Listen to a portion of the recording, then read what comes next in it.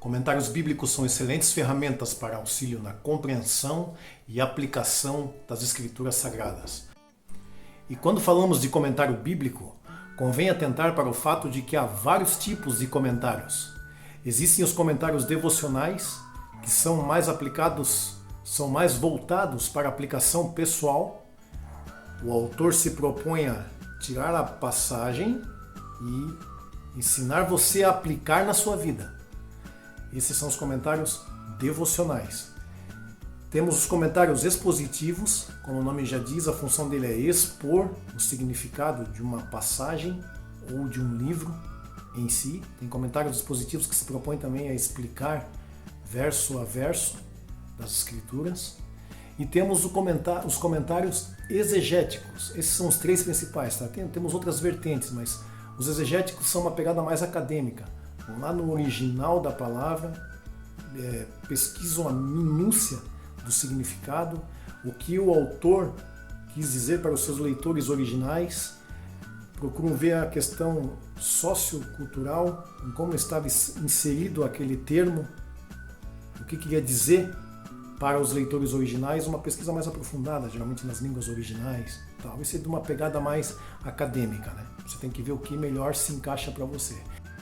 É claro que o Espírito Santo ainda é e sempre será fator fundamental para a compreensão das Escrituras. No entanto, não podemos desprezar o trabalho de vários homens piedosos e eruditos que publicaram suas pesquisas, muitas vezes fruto de décadas de pesquisas profundas e grande devoção sobre as Escrituras. E eu trouxe aqui hoje uma mistura de expositivo com devocional. Alguns até dizem, né, que se a palavra de Deus fosse algo confortável, ela seria chamada de um travesseiro e não de uma espada. A própria Bíblia diz que a palavra de Deus, que a Bíblia, ou a palavra de Deus em si, é uma espada cortante. Nada mais sugestivo. O que eu trouxe aqui hoje é Espada Cortante, volume 1 e Espada Cortante, volume 2, de Orlando Boyer, um missionário americano, pioneiro aqui por essas bandas, um missionário pentecostal e um homem piedoso, um homem de Deus, um homem com vida no altar e também um profundo estudante das Escrituras. Nós vamos, depois da vinheta, conhecer um pouquinho desses dois volumes, desse tesouro que a CPAD colocou no mercado novamente, depois da vinheta. Oh, magnify, oh, magnify, magnify His name. Daremos início então ao review dessa obra pelo volume 1. Espada Cortante, autor Orlando Boyer. Este volume 1 abrange os comentários de Daniel, Apocalipse, Mateus e Marcos. CPAD, capa dura. A capa dura, com o papel Contact, ela é para a vida inteira, tá? É livro para a vida inteira. Fica com essa aparência aqui, ó, de novo para a vida inteira. Contracapa, Espada Cortante 1, segunda edição, Rio de Janeiro 2021. É uma reedição, tá? Isso aqui é um clássico dos comentários bíblicos pentecostais e foi reeditado agora, provavelmente porque o pessoal estava sentindo bastante falta dele, né? E é tiro curto, tá? Ele é bem direto. Ele não tem aquelas longas introduções que tem outros comentários, né? De outras vertentes, ou até mesmo alguns comentários de vertente pentecostal que tem longas introduções do livro. Não que as longas introduções sejam ruins, mas eu digo que esse é voltado para um público mais prático, mais direto, menos acadêmico, né? A última oração, aqui uma introdução ao livro de Daniel, né? Deus fechou a boca dos leões, poupando seu fiel servo Daniel. Mas quantos outros, tão fiéis quanto Daniel, foram despedaçados e devorados? A ilustração abaixo destaca uma cena séculos depois do tempo de Daniel, no Coliseu da antiga Roma. Os 120 mil espectadores percebem apenas os fanáticos, alguns cravados em cruzes e outros de joelhos orando enquanto as esfaimadas feras saem da jaula. Perceba aqui que os fanáticos ele está falando como se fosse a visão dos incrédulos, né? Na verdade eram cristãos fiéis e verdadeiros que morreram pelo nome de Cristo.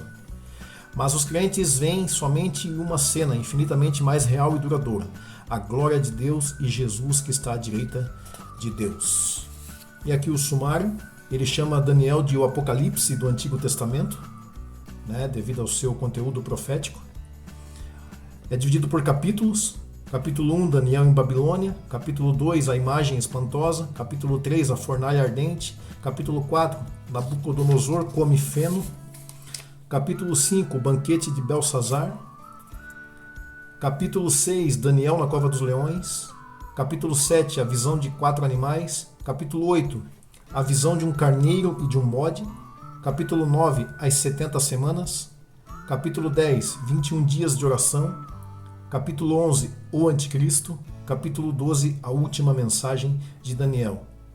Um pequeno histórico, né, do livro, uma pequena descrição.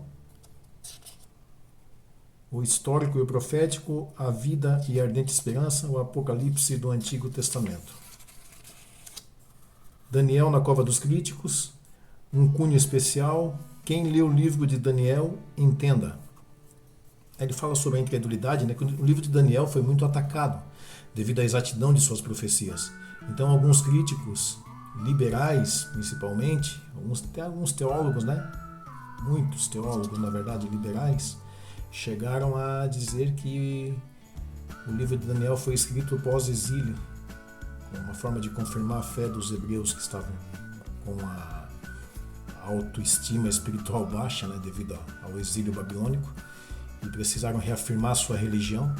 Então escreveram o livro de Daniel já como história contada e não como profecias, devido à assombrosa precisão com que Daniel previu, né, o levantamento, a ascensão e a queda dos reinos deste mundo, né? E também previu ainda a profecia que ainda se cumprirá, que chegará um reino que não poderá ser destruído, né? Que é o reino do Senhor Jesus Cristo. Separei aqui só um trechinho para vocês sentirem como é o estilo, né? A pegada do autor, né? Ele é simples, eu acho ele simples, porém não simplório, entende? Eu não gosto de falar assim, ele é para iniciante, porque denota assim, sei lá, que desvaloriza a obra, né? Ele é para pessoas que não têm muito viés acadêmico e querem alguma coisa assim mais prática. Serve pra gente tranquilamente.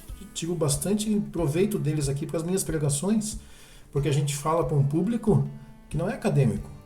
Então não adianta chegar lá e falar difícil e ninguém entender. E o que me chama a atenção é a espiritualidade. Orlando Boyer era um homem muito espiritual.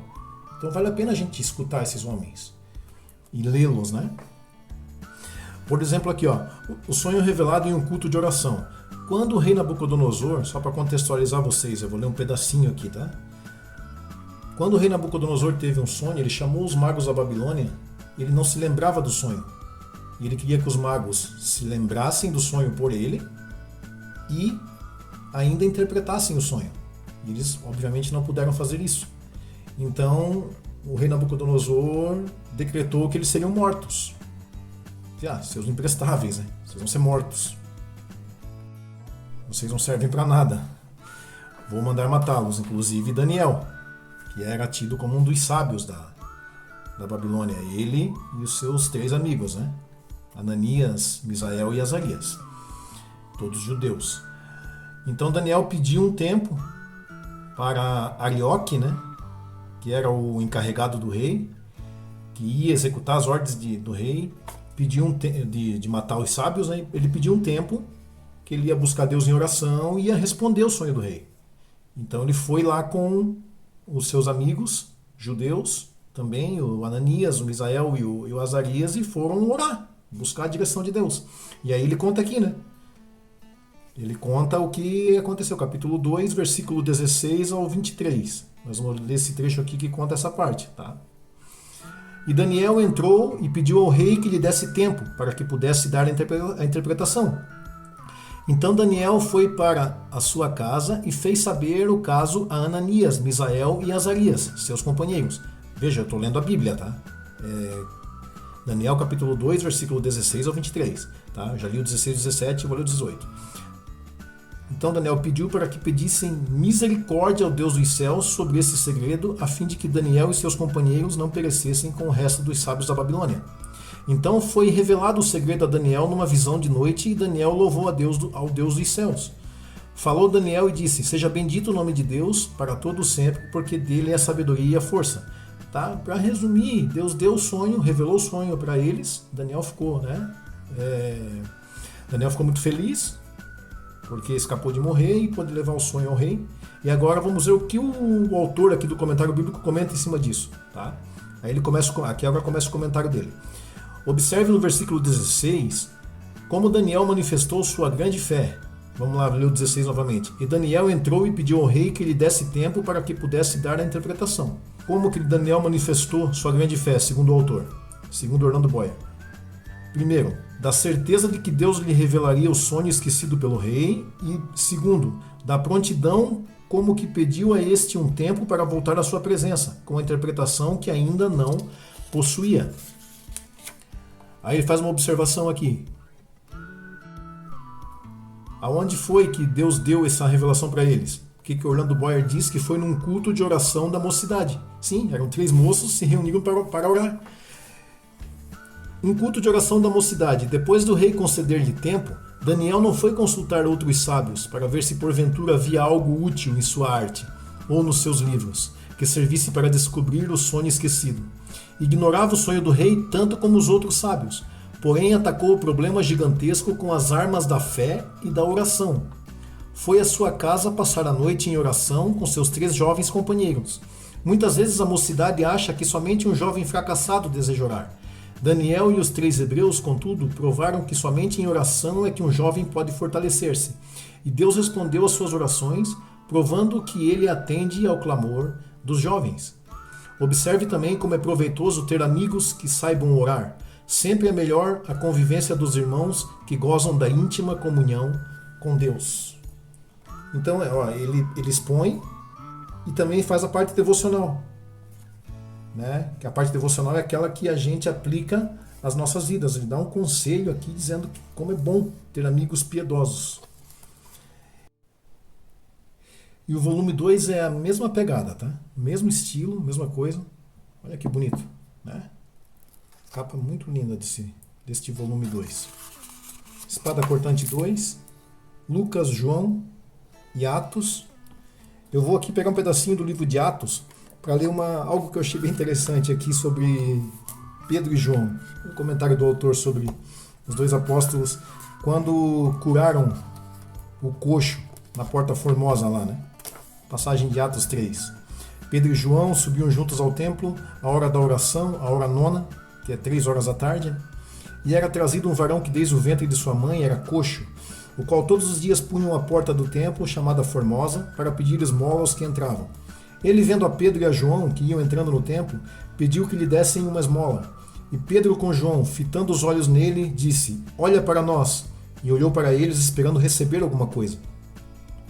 E disse Pedro: não tenho prata nem ouro, mas o que tenho, isso te dou.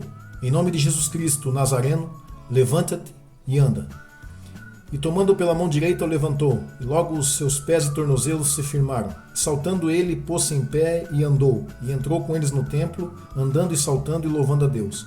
E todo o povo viu andar e louvar a Deus. Olha o comentário que eu achei interessante sobre Pedro e João, do autor. Agora o comentário dele sobre a passagem, né? Pedro e João, esses 2 apóstolos eram íntimos amigos um do outro. Durante a vida de Cristo, estavam juntos na ressurreição da filha de Jairo, na transfiguração, no Getsêmani, na preparação da Páscoa, na prisão de Jesus. Que essa intimidade continuou depois da paixão e ressurreição de Jesus se descobre na história da visita ao túmulo vazio.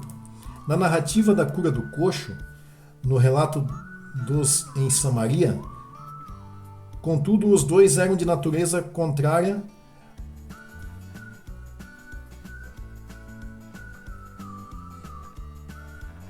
na narrativa da cura do coxo, no relato dos de Samaria. Contudo, os dois eram de natureza contrárias. O grande característico de João era seu amor, o de Pedro era sua visão prática. João era calmo, sempre refletindo antes de agir. Pedro era precipitado. A grande vantagem em procurarmos a companhia dos irmãos de natureza contrária à nossa. Os crentes primitivos, sendo judeus, realizavam seus cultos em uma das câmeras do templo. Então a gente vê aqui que ele fez uma análise da personalidade deles, né? Pedro sanguíneo, João fleumático, né? Na linguagem da psicologia.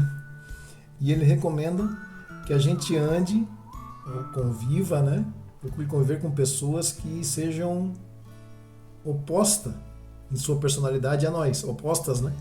Em sua personalidade a nós. E dá certo, tá? Às vezes eu sou um pouco ansioso, minha esposa é mais calma, ela muitas vezes me faz ver coisas que passam batido devido à minha ansiedade. Quando ela consegue fazer com que eu fique menos ansioso, eu consigo pensar com mais racionalidade e vejo as coisas de forma mais clara. Isso achei legal, achei interessante essa sacada do autor aqui, né? Do Orlando Boyer. Pessoal, é isso, tá? Eu recomendo. É um comentário bastante prático. Ele te expõe muitas coisas da Bíblia. E ao mesmo tempo, pega essa passagem, ele explica a passagem e depois ensina você a aplicar na sua vida. De forma bem simples, porém sem ser simplória. De forma bem dinâmica e pedagógica. Muito bom para pregadores, para crentes que gostam, né, de entender as Escrituras e aplicar em sua vida. É estranho dizer isso, né? Crentes que gostam.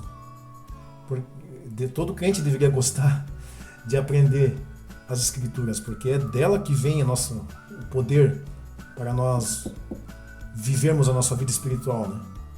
Mas infelizmente a gente sabe que nem todos têm o gosto, né? Infelizmente. Por isso que o povo perece, por não conhecer as Escrituras e nem o poder de Deus. Tá bom, meus queridos? Um abraço a todos. Não esqueçam de recomendar esse vídeo, curtir o canal, ajudar o canal aí a crescer, a edificar vidas, para que a gente possa ter um alcance bom, a fim de indicar boas obras, boas leituras, e também para que as mensagens do canal possam alcançar e edificar a vida das pessoas. Um abraço, até o próximo vídeo e fiquem com Deus.